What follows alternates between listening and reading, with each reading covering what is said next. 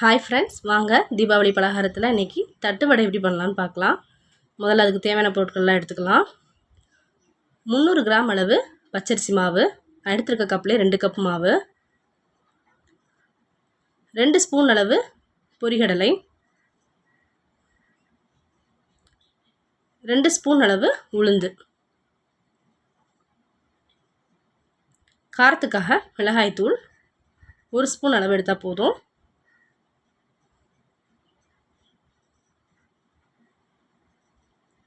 ஒரு 5-6 பல்லு பூண்டுங்க,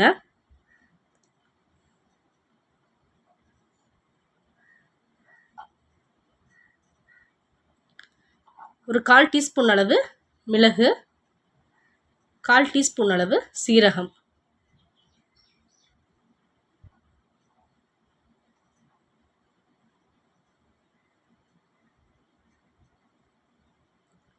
நான் கருப்பு எள் எடுத்திருக்கேன். உங்களுக்கு வெள்ளை எள் கிடைச்சாலும் அதை எடுத்துக்கலாம்.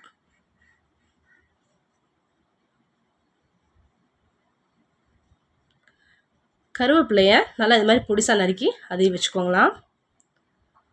உப்பு தேவையான அளவு, கொஞ்சமாக பெருங்காயத்தூள்,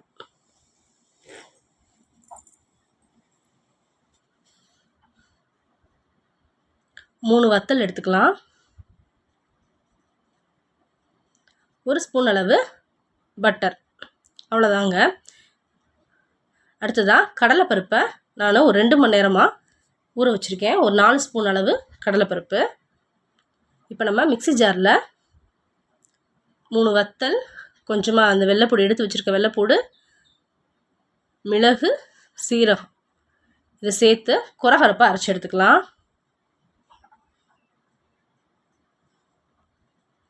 இப்போ அடுப்பில் பேன் வச்சு நம்ம எடுத்து வச்சுருக்க 2 ஸ்பூன் அளவு உளுந்தையும் பொரிகடலையும் சேர்த்து நல்லா வறுத்து எடுத்துக்குவோம். முதல்ல உளுந்தை சேர்த்து நல்லா வறுத்துக்கலாம். பாருங்கள், பொன்னிறமாயிடுச்சு. இப்போ பொரிகடலை இதோடய சேர்த்துக்கலாம்.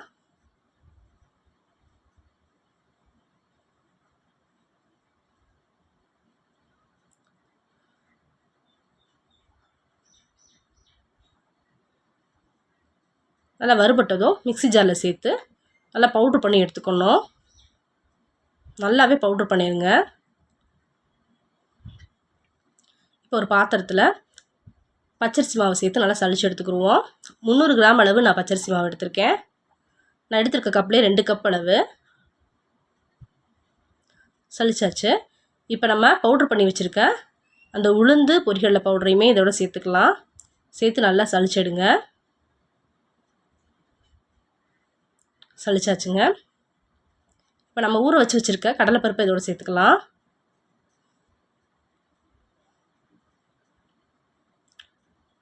நம்ம குறகரப்பாக அரைச்சி வச்சுருந்த அந்த பேஸ்ட்டு இதோடய சேர்த்துக்கலாம். 1 ஸ்பூன் அளவு பட்டரும் இதோட சேர்த்துக்கோங்க.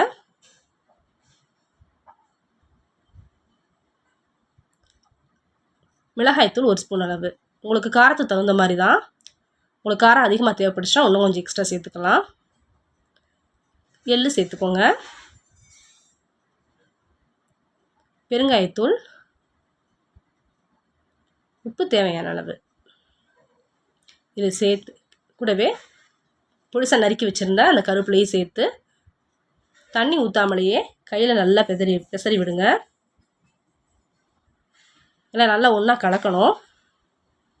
இப்போ நம்ம கொஞ்சம் கொஞ்சமாக தண்ணி சேர்த்து நல்லா கலந்து எடுத்துக்கலாம். மாவு பதம் வந்து நல்லா பூரி மாவு மாதிரி வரணும். நல்லா டைட்டாக இருக்கணும் அந்த மாவு.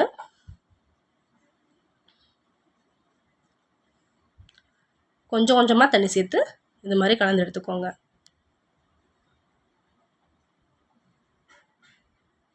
இப்போ நம்ம தட்டையை தட்டி எடுக்கிறதுக்காக ஒரு பிளாஸ்டிக் கவரில் கொஞ்சமாக எண்ணெய் தடவி வச்சுருங்க. இப்போ நம்ம கலந்து வச்சுருக்க அந்த மாவை சின்ன சின்ன உருண்டையாக பிடிச்சி இதில் வைக்க போகிறோம். வச்சு இந்த பிளாஸ்டிக் கவரை இது மாதிரி மேலே கவர் பண்ணி ஒரு அடிகனமான ஒரு இது கிண்ணம் இல்லாட்டி இது மாதிரி டிஃபன் பாக்ஸ் மாதிரி இருந்துச்சுன்னா அது மாதிரி வச்சு நல்லா அழுத்துனீங்கன்னா நல்லா ரவுண்ட் ஷேப்பில் வரும். பாருங்கள்,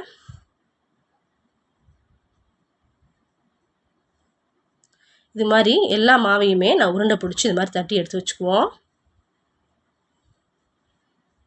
பாருங்கள் ஒட்டாமல் எப்படி வருதுன்னு. உங்களுக்கு ஒட்டுற மாதிரி தெரிஞ்சிச்சுன்னா கொஞ்சமாக கையில் எண்ணெய் தடவிட்டு அதுக்கப்புறம் உருண்டை பிடிச்சி எடுத்து இது மாதிரி தட்டி எடுங்க.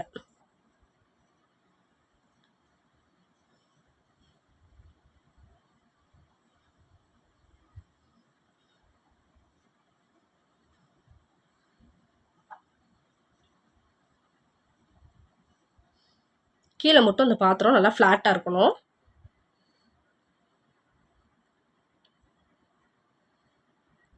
மாவுமே பாருங்கள் ரொம்ப லூஸ் இல்லாமல் எப்படி டைட்டாக இருக்குன்னு. இந்த மாதிரி தான் இருக்கணும். நான் எல்லாத்தையுமே இது மாதிரி தட்டி ஒரு தட்டில் பிளேட்டில் எடுத்து வச்சுக்கிட்டேன்.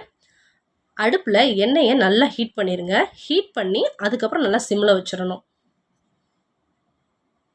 ஹீட் பண்ணுறதுமேவும் நல்லா கொஞ்சம் ஒரு அளவான சூட்லேயே வச்சு ஹீட் பண்ணணும். எண்ணெயை ஹீட் பண்ணிவிட்டு சிம்மில் வச்சுட்டு ஒவ்வொன்றா போட்டு பொரிச்சிடுங்க. ஒரு தடவை போடும்போதே ஒரு 5-6 போடலாம்.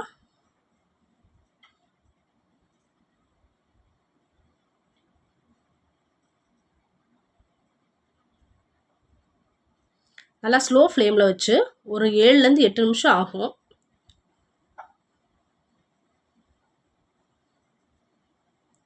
அவ்வளோதாங்க பாருங்கள், நல்லாவே கிறிஸ்பியாக ரெடி ஆயிடுச்சு தட்டு வடை. வீட்டில் இதை செஞ்சு பார்த்துட்டு மறக்காமல் எப்படி இருந்ததுன்னு கமெண்ட் பண்ணுங்கள். பாருங்கள் நான் உடைச்சி காமிக்கிறேன் எவ்வளோ கிறிஸ்பியாக இருக்குன்னு, எப்படி உடையுதுன்னு பாருங்கள்.